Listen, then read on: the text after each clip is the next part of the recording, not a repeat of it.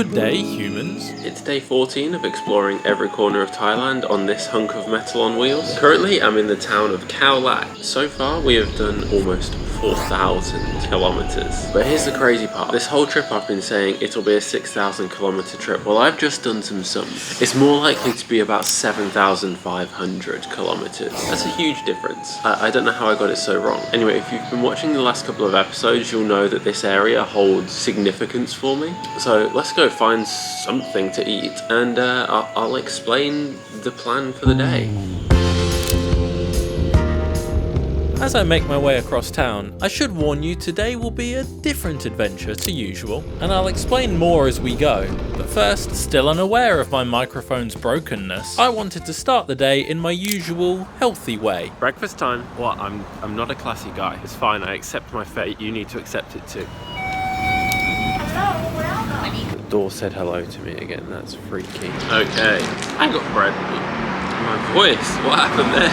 Before I explain to you the plan for the day, let me give you some context. 7 years ago was my first time travelling alone. I came and joined a volunteer program for 3 months in southern Thailand.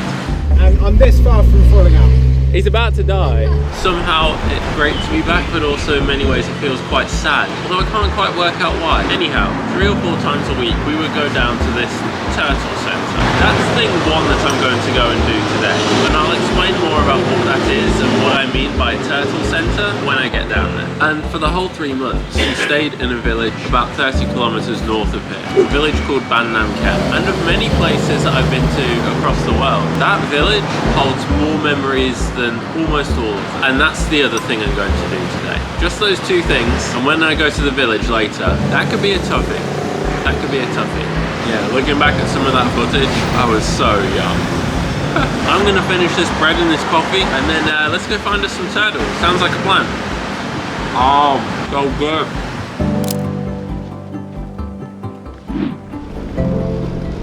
The ride to the cute little turtles is punctuated by some awesome scenery.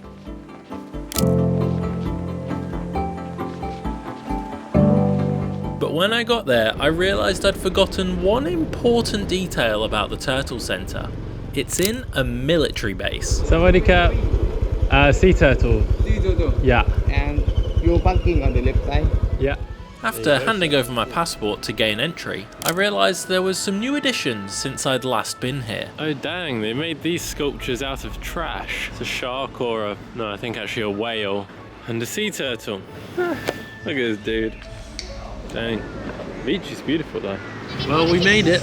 This is the Sea Turtle Conservation Centre. Now, what this place is essentially a series of big tanks. So it might seem daft to put turtles in tanks and call it conservation, but imagine you have a little baby turtle and you release that into the wild from when it hatches as an egg. Now imagine that turtle coming up against a big crab or a shark or other big bitey things in the ocean. That turtle's dead. Yeah, that turtle's dying. What this centre does is it raises turtles until they're about 8 months old. Through all the different tanks you can see they are babies, then they're a month old, 2 months old, and all the different tanks have the different ages of turtles. And then eventually when they're approximately 8 months old and they go from fitting on tips of 2 fingers to needing 2 hands to hold them. Now this dude, when you release him, you're gonna put up a fight against that crab. I mean maybe not the shark, but other big bitey things in the ocean. This dude's gonna put up a fight. So I can't remember the numbers exactly off the top of my head, but the chances of an 8-month-old turtle versus a baby turtle making it to sexual maturity and being able to have little baby turtles of their own is something like 50 times more likely. What this centre in theory is doing is increasing the number of turtles in the wild by 50-fold. In theory. Numbers don't lie. Let's go explore. I actually don't remember this dude being here. He might be new, but I don't know. I can't remember. These things are close to release size. Look at the little one. So one legitimate concern about these tanks, they're not particularly representative of the ocean. They're blue tiles. That's one of the things that we did while we were here. We would try and find ways to get the turtles to interact with different objects, transpair them for life in the wild. Although I have to say that was done with varying degrees of success. There's only so much you can put in a tank to make it replicate a shark attack. Something else we would do is when we would turn up, the tanks would be drained, and it would be our job to clean the tanks, scrub the tanks out, and clean the turtles, and treat any wounds that they might have got from fighting with each other. We would treat it with iodine so our fingers would get stained purple. But it meant we were handling turtles every single day, so that was a really cool experience. These are some rudimentary behavioural aids, Otherwise known as rubber rings and a ball. There's only so much you can do in a tank. These tanks do look kind of dirty though. Honestly, a lot of these tanks are very dirty. They would never be this dirty when we were here. We were that good scrubbing machines. This dude's eating a fly. Oh, a wasp. Munch it, munch it, munch it. You gonna eat it or no? Yeah, dude. After a worthwhile trip, I did one last lap to say goodbye to all my turtle friends. I made a quick pit stop, then hopped on my bike and headed back towards Khao Lak.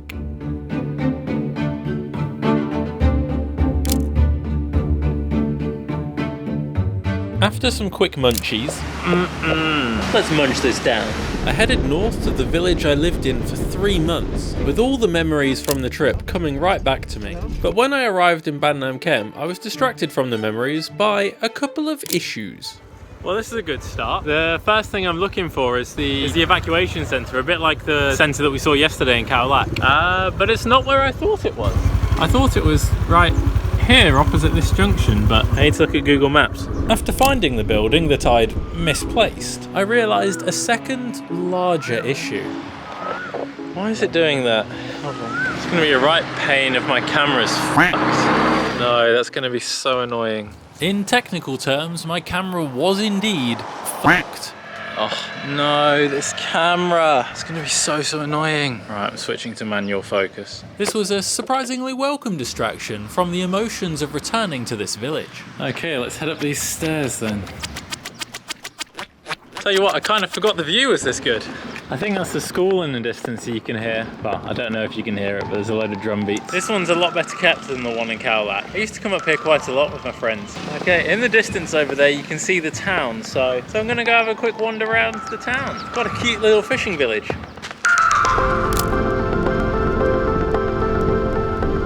I stopped off at the fishing pier. See that island over there? That's an island called Coco Cow. It looks like it's part of the same mainland, but it's not. We take these little boats to get over there. And the place as a whole has fishing village vibes. Then I found the tsunami memorial. I believe this is another illustration of the height of the wave. If anyone has a fear of drowning, this whole concept of a tsunami is it's probably not your favourite video topic. And a big Buddha. But with the weather closing in, it was time to revisit my old home. I've just parked up a few hundred meters up the street and I'll actually take a walk down. Just up here is where there was a little shop that we used to call Old Man's Shop. It's because an old man lived there. He had a little shop with his family. We would go there pretty much every evening and buy unnecessary, unhealthy snacks. It's kind of part of our routine. But it's all closed up and abandoned now, so it makes me wonder about what happened to the old man. Whilst I was here, there was also a cute little place just behind it that opened up and sold iced coffee. We would go there quite often as well, but it would appear that seems to have met the same fate. And this is the route to the beach, which Used to just be a dirt path, but I think they've built a huge resort. Yes, look at that in the distance. Pullman Hotels and Resorts, wow. okay, that was not here last time. Here we are. It's such a distinguishable building. So it's a lot more modern than a lot of other buildings here. Man, it's crazy that I met so many friends, so many people here in this building. And what happened next made the whole day worthwhile. Hello. Is your name Gay? Yes. Dad. You remember? Yeah. Oh my god, you remember? Oh my god. Oh my god, how are you? Oh, so nice to see you. Nice to see you. I can't believe you remember me. You have so many people here. Dad, like a dad. I know, like a dad. Like I'm not sure. Like it's correct. Oh, wow. How are you? As you can see from these videos 7 years ago, Gay was a staff member on the program when I was here. And still here now, she and her colleague kindly opened up the base for me so I could look around. Oh my word, there's so many. This is the same. Yeah, I mean, I remember we had those, the fold-down sofas, because there was like one there and one there. Yeah. It was amazing and unexpected to be able to catch up with Gay and properly look around somewhere that I called home for 3 months. And before I left, Gay agreed to help me with one important task for the day.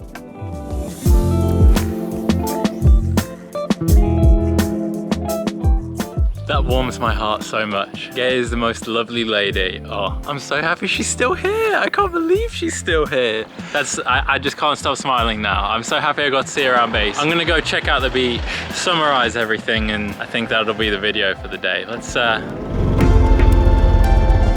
Although getting to the beach was a little more of a challenge than I'd anticipated. Oh God.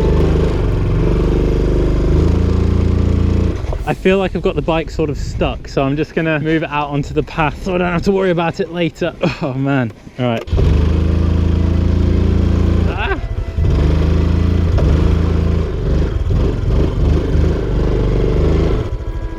You know, I wanted to ride my bike. Oh, let's leave the helmet. At some point on this trip, I did want to ride my bike onto the beach and have some fun with it, but you know, having experienced that just now, I've had my fun. It wasn't fun, so I'm not gonna do that. This is my location right now. You know, I was really apprehensive about coming back to Bandam Kem today. I think in some ways the issues with getting the camera to focus has been kind of useful because it's distracted me from being too focused on all the emotions in my head right now. Coming back here, what it makes me remember is that the memories that are most vivid in our minds are the ones that we share with other people. And so in retrospect, what was making me most apprehensive was thinking of the memories of other people. And then because the nature of a program like this is that everyone is from all over the world, you don't see those people often or ever, and so it would make me miss those people, which is why I'm so grateful that I just bumped into Gay back there, because it meant that now revisiting this is a shared experience with somebody else. And she recognized me, she knew my name, she remembered me, and I can't tell you how happy that makes me. I'm actually going to end the video here. It's early in the afternoon. Tomorrow we'll be back to our regularly scheduled programming where I'm filming for insane hours of the day. Sand in my eye. We have a long ride in store tomorrow, but I'm excited for the destination. But for now, I'm gonna have a little wander along the beach and probably sob to myself. All right, goodbye. See you tomorrow.